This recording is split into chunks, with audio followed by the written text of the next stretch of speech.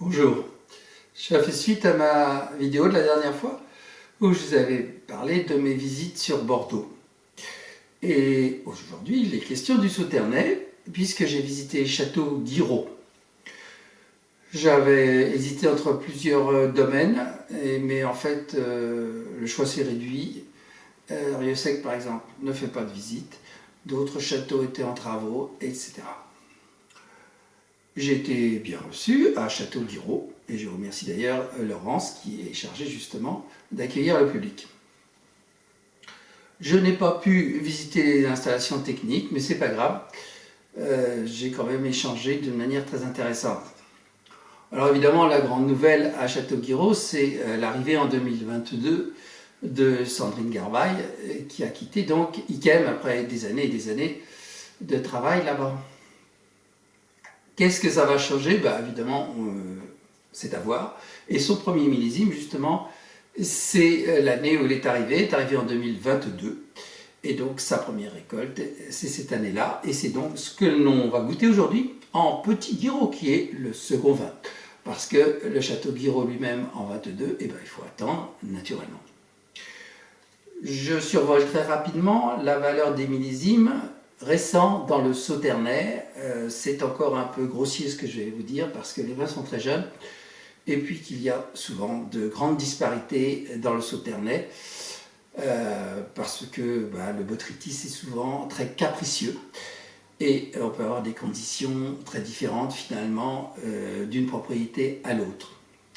Il est rare que ça soit totalement homogène, mais ça arrive, comme par exemple en 2015 et en 2016. Je démarre donc en 2017 avec des gelées qui ont impacté de manière très importante le vignoble et bilan toute petite récolte mais de qualité, sans être tout à fait au niveau des deux millésimes précédents. 2018 est un peu en retrait, 2019 a un gros potentiel, 2020 également plus léger, 21 des gelées terribles, Guiraud d'ailleurs n'a rien produit.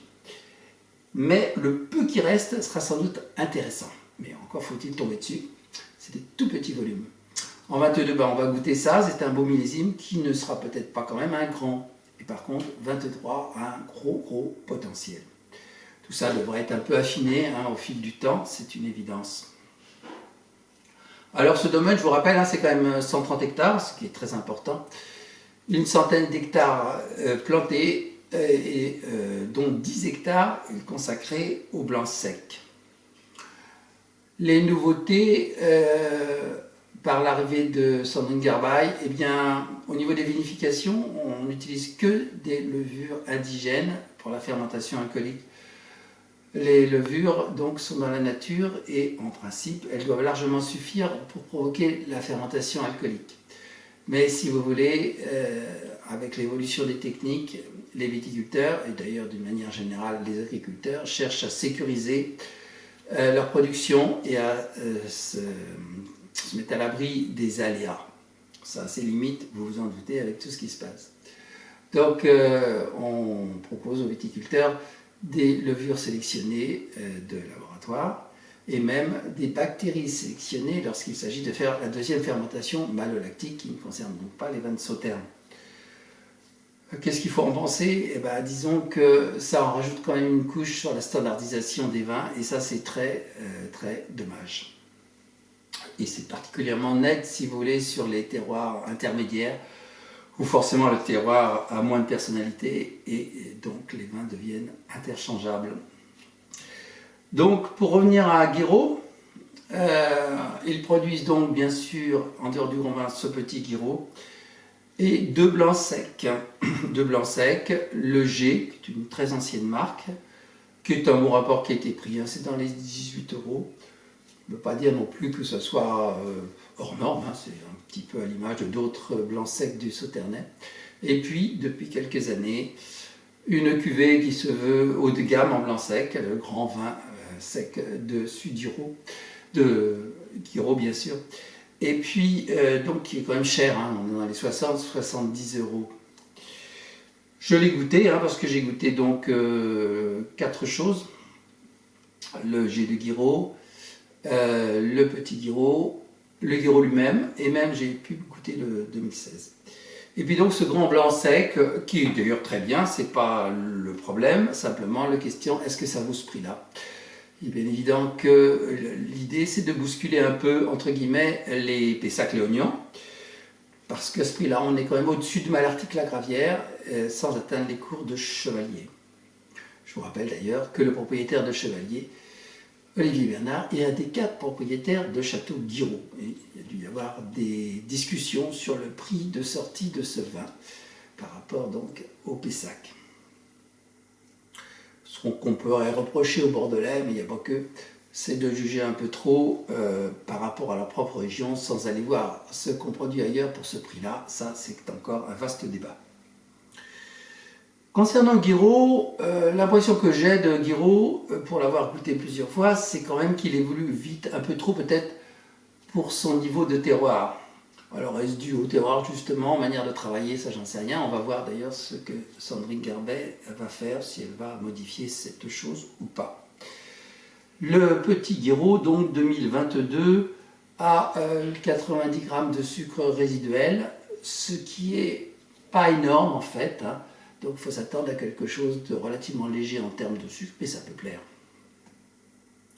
Les seconds vins que j'aime bien, dont je vous ai déjà parlé, hein, les Lions de Sudiro ou les Carmes de Rieux Sec, dans les beaux millésimes, sont souvent à une teneur de sucre supérieure. Je vous rappelle donc qu'il y a 4 propriétaires à Guiraud, 2 investisseurs et 2 techniciens, à la mesure où ce sont des viticulteurs eux-mêmes. Donc Olivier Bernard, le comte Faune, c'est un nom impossible, qui possède Canon La Gaffelière, premier classé à Saint-Émilion, et puis 2 autres investisseurs, Robert Peugeot et Mathieu Gufflet.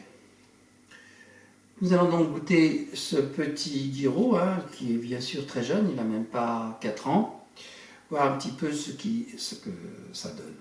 Il y a depuis longtemps à Guiraud, ils sont en bio et même en biodynamie, et bien sûr ils soignent l'environnement, ils ont planté 6 km de haies et ils font énormément de travail pour que le milieu soit équilibré et qu'on puisse éviter tous les traitements nocifs.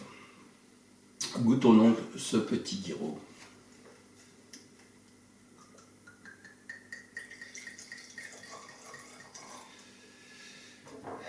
Voilà, une robe or pâle avec des reflets verts, ce qui est tout à fait normal. Village du vin. Le nez intense, très floral. Je suis un peu sur l'abricot. Le pamplemousse. On n'est pas encore sur ces notes de sauterne à maturité où on a plus des notes confiturées ou de safran. Un peu écorce d'orange, c'est très élégant, très agréable. De miel, un peu de miel d'acacia. Il y a une note de menthol aussi.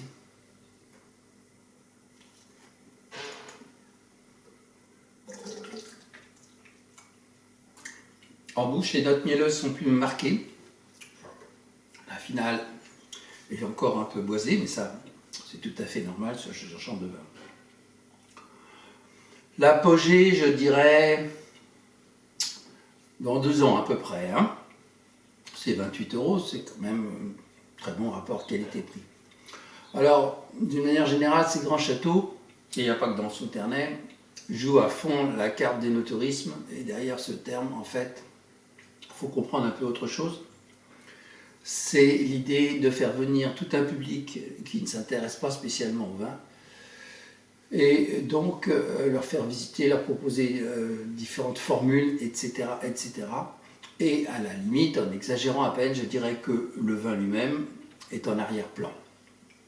C'est un petit peu étrange, mais bon, c'est comme ça parce que maintenant, si vous voulez, d'une part, le marché est beaucoup moins porteur, de manière générale, à Bordeaux.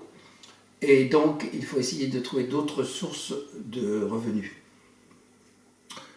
Je peux un peu regretter que dans l'affaire, des amateurs comme moi, je ne dirais pas qu'ils dérangent, parce que là, à Guiraud, ils ont été très sympas. Mais c'est quand même ce qu'on ressent un peu. Que va faire Sandrine Garbay dans les années qui viennent? On va attendre de voir ça. Je pense qu'elle a une marge de manœuvre, mais qui n'est pas non plus énorme. Hein. Ça ne fait pas des années que Guiraud fait n'importe quoi, loin de là.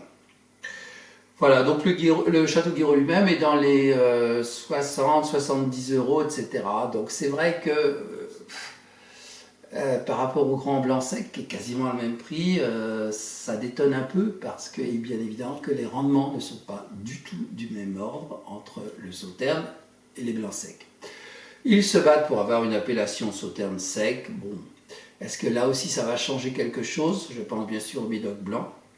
Il y a eu beaucoup de dissensions à ce niveau-là. C'est vrai que dans d'autres régions, hein, comme dans le Val-de-Loire, à Jurançon et finalement en Alsace, les deux versions coexistent. Nous verrons ça. Voilà, à bientôt.